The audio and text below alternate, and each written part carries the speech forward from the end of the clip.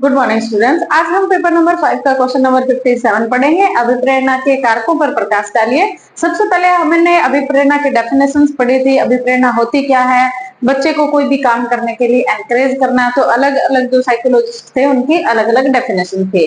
और उसके बाद हमने अभिप्रेरणा के प्रकार पढ़े। अब हम पढ़ेंगे अभिप्रेरणा के जो कारक है वो कौन कौन से हैं।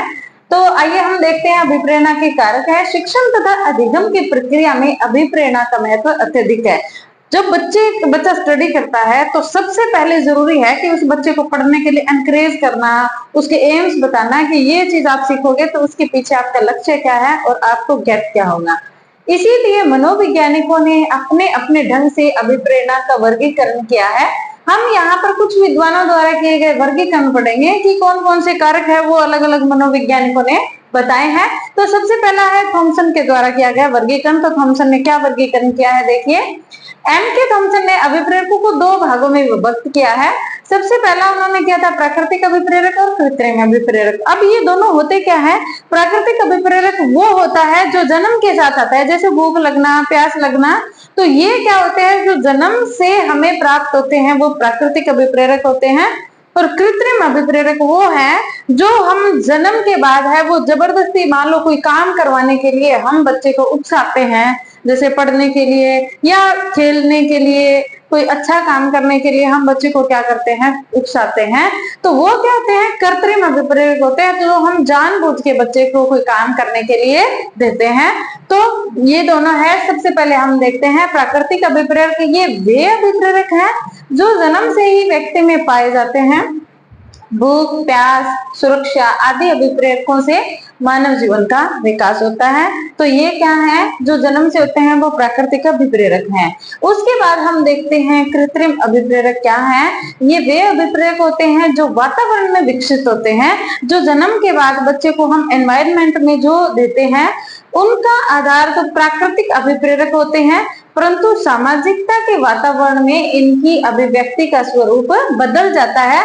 जैसे समाज में मान प्रतिष्ठा प्राप्त करना, सामाजिक संबंध बनाना, तो ये सारे क्या है, प्राकृतिक अभिप्रेरक, कृत्रिम अभिप्रेरक हैं।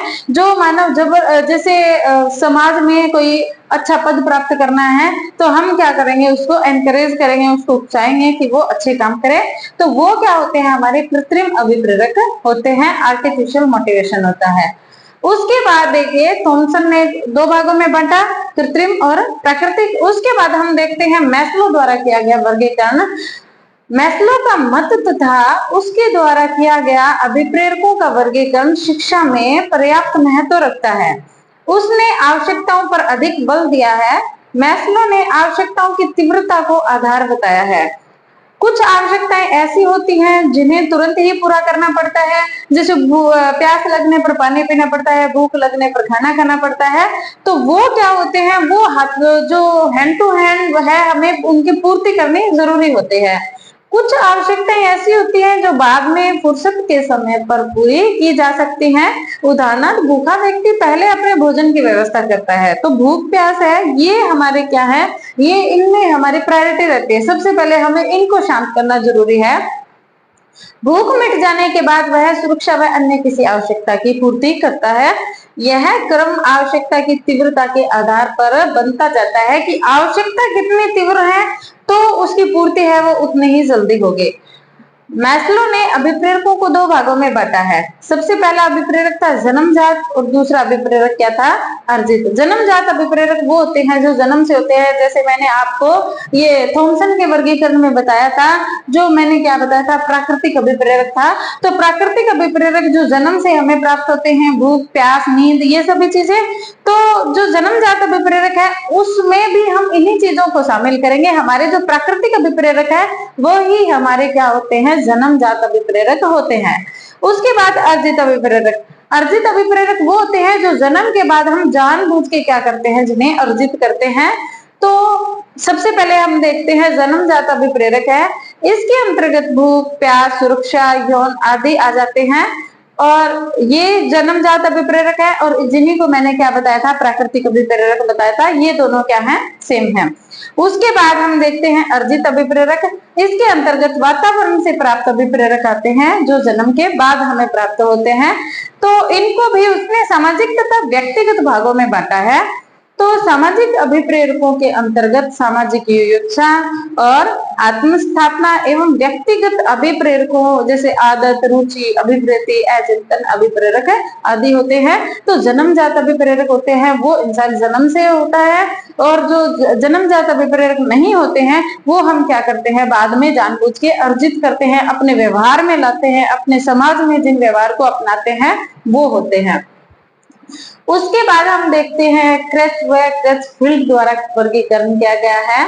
तो सबसे पहले हमने पढ़ा थॉमसन का वर्गीकरण, जिनमें उन्होंने प्राकृतिक और कृत्रिम अभिप्रेरक बताए थे। उसके बाद क्रेचफील्ड ने बताए थे दो, कौन कौन से थे, जन्मजात थे, अर्जित थे। अब पढ़ते हैं, सबसे पहला है न्यूनतम। वे अभिप्रेरक जो मानव के अभाव तथा कमियों को दूर करने में सहायक होते हैं। इनके द्वारा मानसिक संघर्ष दूर किया जा सकता है। मतलब कुछ जरूरतें ऐसी होती है जिनसे मानव क्या रहता है, तनाव में रहता है, तो उन्हें दूर करना किया जाता है।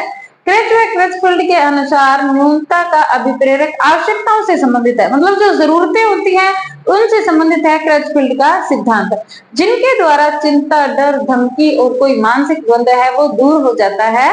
इसका ध्येय मानव का संसार में रहना तथा सुरक्षा प्राप्त करना है। तो ये न्यूनतम अभिप्रेरक होते हैं, जो हमें क्या होते हैं, जो धमकी होती है, जो मन में कोई डर होता है, इनको दूर करने के लिए जो अपनाए जाते हैं वो क्या होते हैं, हमारे न्यूनतम अभिप्रेरक होते हैं। उसके बाद हम देखते हैं अधिकता अभिप्रेरक कौन कौन से होते हैं। तो इन अभिप्रेरकों में ध्येय, संतोष एवं उत्साह है। क्रेचफील्ड के अनुसार अधिकता के अभिप्रेरक का उद्देश्य संतोष प्राप्ति, सीखना, अवबोध, अन्वेषण, अनुसंधान, रचना एवं प्राप्ति है। तो ये क्या होता है, जो अधिकता होता है ये पॉजिटिव अभिप्रेरक होता है, और जो न्यूनतम होता है वो नेगेटिव अभिप्रेरक होता है। जैसे बंदे को अगर किसी चीज का डर लग रहा है, कोई धमकी दे रहा है, तो अगर ये मानसिक द्वंद्व जो होता है उसको दूर करने के लिए वो कौन सा होता है, न्यूनतम अभिप्रेरक होता है। और अधिकता अभिप्रेरक वो होता है, जैसे स्टूडेंट है, उनको साइंस का कोई टॉपिक है, उस पर उनको खोज करनी है, कोई अन्वेषण करना है, तो उनको अगर अभिप्रेरित किया जाए तो वो ऐसे काम करते हैं। तो वो किस में आ जाते हैं, जिससे उनके मन को आत्म संतुष्टि होती है, वो होते हैं अधिकता अभिप्रेरक। तो चलिए हम इन अभिप्रेरकों के जो उपभाग है वो पढ़ते हैं। सबसे पहला प्रकार है शरीर से संबंधित। तो शरीर से संबंधित, जैसे मैंने आपको बताया था, जो न्यूनता का जो सिद्धांत होगा वो हमारे बॉडी से रिलेटेड होगा। जैसे भूख हो गया, प्यास, यौन, ऑक्सीजन, गर्मी, सर्दी, दर्द, थकान, बीमारी तथा अन्य अस्वस्थताओं को दूर करना। जो हमारे जो बॉडी में अस्वस्थता होती है उनको दूर करता है, वो क्या होता है, न्यूनता का सिद्धांत होता है। उसके बाद है अधिकता। शारीरिक प्रसन्नता, ज्ञानेंद्रिय प्रसन्नता, यौन विश्राम आदि। मतलब इन चीजों, जो न्यूनता का सॉल्यूशन करता है वो क्या होता है, वो अधिकता का सिद्धांत होता है।